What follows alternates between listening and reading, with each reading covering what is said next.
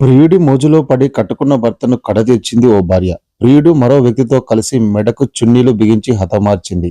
ఆ తర్వాత గుండెపోటుతో మరణించినట్లు నమ్మించే ప్రయత్నం చేసి పోలీసులకు చిక్కింది. మేడ్చల్ జిల్లా బోడుప్పల్లోని ఈస్ట్ బృందావన్ కాలనీలో విజయ్ అశోక్ 45, పూర్ణిమ దంపతులు నివసించున్నారు. అశోక్ ఓ కాలేజీలో లాజిస్టిక్ మేనేజర్గా పనిచేస్తుండగా పూర్ణిమ స్థానికంగా ప్లే స్కూల్ నడిపిస్తుంది. అయితే వీరు ఈ కాలనీలో దాదాపు 18 నెలల కింద రాగా అంతకుముందు వేరే చోట ఉన్నప్పుడు నిర్మాణ పనులు చేసే పాలెటి మహేష్ 22తో పూర్ణిమకు వివాహేతర సంబంధం ఏర్పడింది.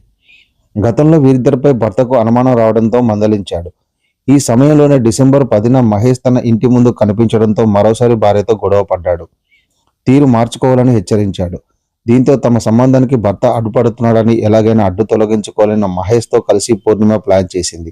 దాని ప్రకారం మరుసటి రోజు 11న మహేష్ తన స్నేహితుడు బుక్యా సాయితో కలిసి ముగ్గురు ఇంట్లో అశోక్ కోసం వేచి ఉన్నారు.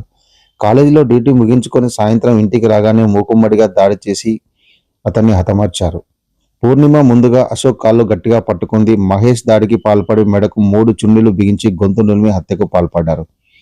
అనంతరం అనుమానం రాకుండా దుస్తులు మార్చి గుండెపోటుతో మరణించినట్లు పోలీసులకు సమాచారం ఇచ్చారు.